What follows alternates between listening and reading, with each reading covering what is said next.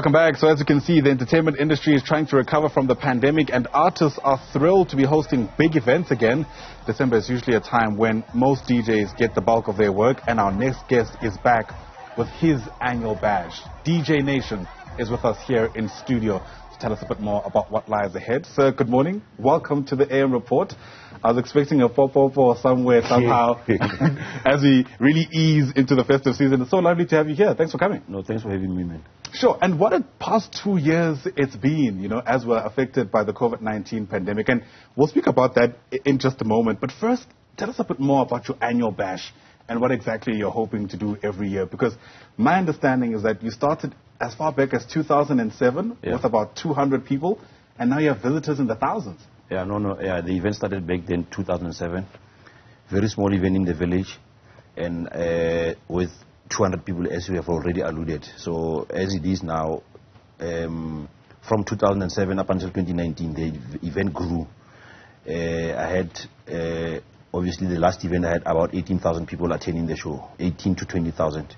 Nice. So it's quite a village event there about to and also what I do and what I tell the people in terms of whoever is going to be on the lineup and whatnot, pitch up. So I think also word of mouth, Batusa, and also making sure that, with a little bit that one has in terms of arranging the event.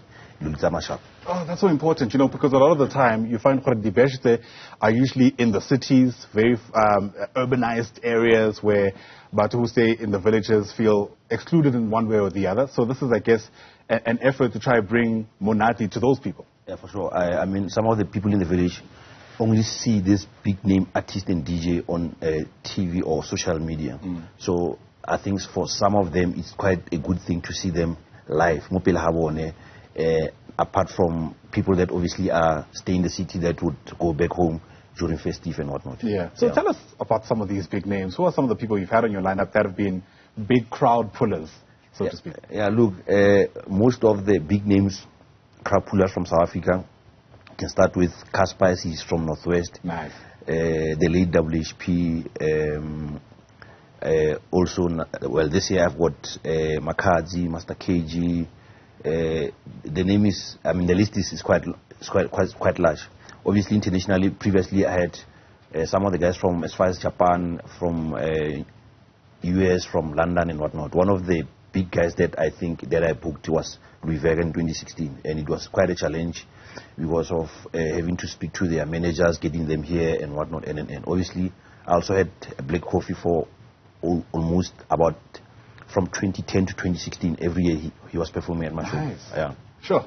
All right. Quite the standard that you've been able to set, right? So there's going to be a lot of interest to see what the return of the annual bash is going to look like after COVID-19, of course. For sure. Kind of dealt us a few challenges. Have there been any unique challenges with getting back to that momentum? Because a big part of the success at events at this level, of the scale, is that you build on momentum from one year to the next. Yeah. But now that there's been a break, almost feels like you're starting from scratch. Yeah. Excuse me. There's quite a lot of challenges. Some of the companies closed down during COVID. Yeah. And obviously now having to deal with new service providers, and it's a bit of a challenge on its own, because some of the people feel that town is quite far. Some of them are from here in Gauteng, and they will obviously charge you an arm and leg to get to town. So those are some of the challenges that you have to deal with. And of course, making sure that you market the show properly, on this day, this is what is going to happen, and. So I think that is one of the challenges in terms of logistics that are now more expensive than previous years, Yeah. And obviously, you must also think about your ticket pricing. Osaka Lore ticket is too expensive versus what you have, so, and also what people can afford back home. Sure. As well, yeah. Yeah, you don't want it to be exclusionary, especially because of where it is actually being based. Yes. There are often economic spin-offs, right? In an area, they're eating food, they're sleeping somewhere. A lot of the time, they are supporting surrounding businesses in that area as well. I wonder to what extent, and I'm not sure if you've had interactions with the government, but I wonder how supportive they are, for instance, given the spin-offs, perhaps, that your event comes with. Our country is struggling economically, so, and of course, where I come from, it's not like here, where a city of Johannesburg or Tshwane would support the event in terms of funds and. But there's quite a huge spin-off into the district and the province as well. Right. I mean, the people that are from Botswana, people from Namibia that attend the show. So as soon as Utsena Northwest already, you start to spend on fuel, you start to spend on accommodation, and there's quite a lot of things that people locally are benefiting directly and indirectly. I think 2017 Department of Tourism did a economical, some sort of a study to determine how much money is the event doing. So they give me the figure, and I was shocked to see what the event does locally. Yeah. So, but like I say, there's quite a lot that the event does for a lot of people that are selling food, accommodation, you can name, yeah. Understandably, and because there is so much of a potential, I'm sure there are plans from your end and the people who organize this event to broaden your wings, so to speak. I mean, look, don't get me wrong, Taung will always be a special place for many people. I don't think that should change. But in the event that we do take off again, are you looking at having annual bashes in other places of the country? Yeah, what I've done previously was basically activation across the country, so I'll go to Cape Town, I'll go to Bloemfontein, I'll go to Kimberley, Kuruman, and. So this year it's been a bit of a challenge because of planning and whatnot, and. But of course, I'm sure next year one will start planning earlier with my team to see the activation across the country, because there's quite a lot of people from all over the provinces that would want to host us or want us to have something, even if it's not like a big thing that we do back home, for about 500 to 1,000 or so, So next year, I'm quite sure that we'll start again doing those kind of activations, and as starting from perhaps September, this is what is happening in Taung, and apart from being here on TV and apart from social network or whatever marketing platform that we are using, so that they can come through to Taung. Yeah. Whether it's a bash in the outskirts where there are villages or a bash in the city center, there's always going to be concerns around safety. And, in a country like ours, it's the kind of thing that you always have at the back of your mind, sadly. Yeah. Your words to people who are looking to be part of this but are worried about something like that? Yeah, no, look, we had a meeting with the team, the cluster, the VOC, or here it's called, like for big events here, it will be NetJock that are obviously dealing with that, whereby a lot of police will be deployed, traffic, people from health, and. So in terms of security, I'm quite sure that the company that I'm also using for the security of the event as well are doing quite a good job. They've been with me from 20 security. They've been with me from 2018, and they did quite a good job. Of course, at the events, and whatnot. Some of the things are beyond our control, but we try our best with the team from the police and the security to make sure that everything is smooth in terms of those kind of issues. With health people as well on site, there's no challenges. But of course, why is the event didn't young? Yeah. Girlfriend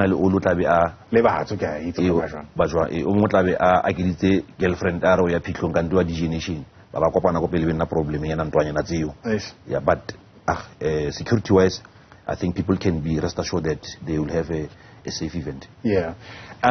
Financially, I'm interested as an entrepreneur. This sounds like a logistical nightmare. Mountain. Let's call it a mountain for now. Yeah. And, I do wonder out of interest, how much of, for instance, the operating costs with the security, with everything else that you need to factor in, is covered by something like your ticket sales? Yeah, for sure. Events, they want money.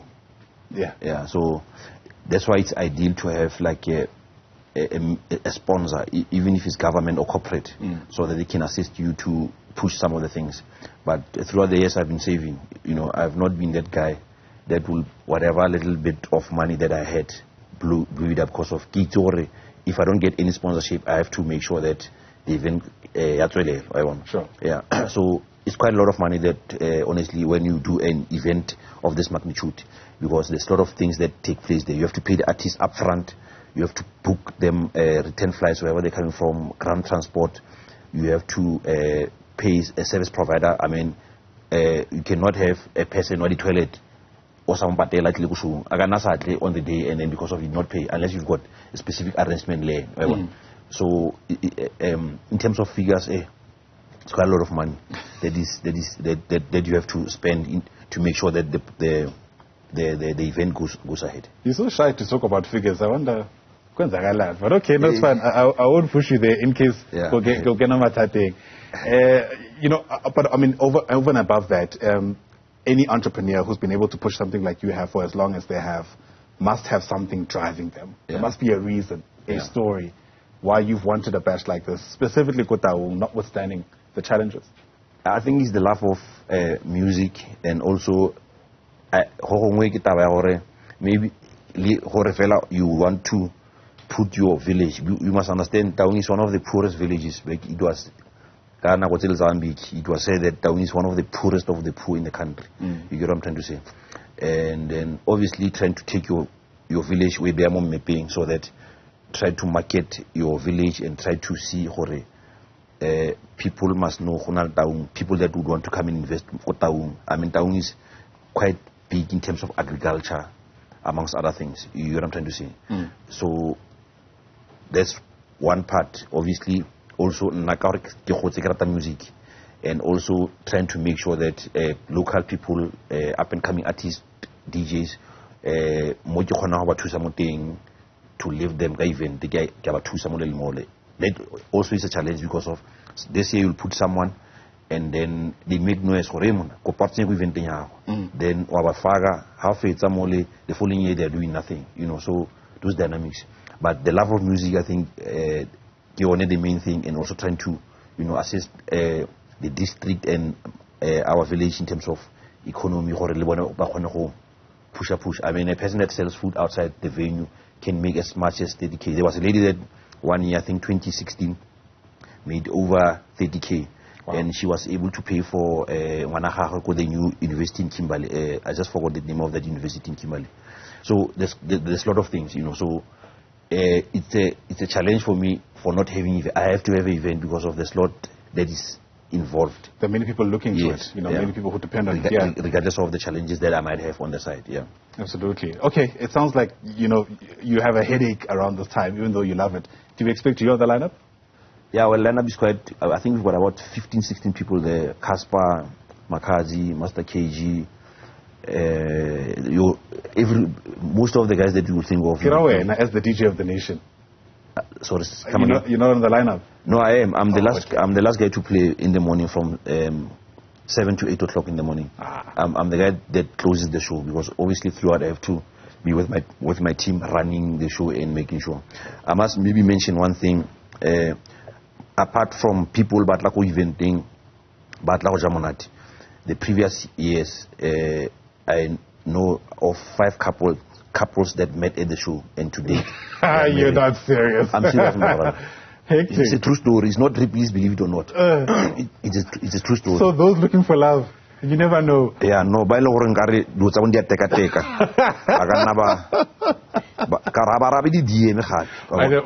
and the face-to-face interaction is the best. Yeah, for sure. All right, DJ Nation, thanks very much indeed. There are people in the crew who are laughing very loud.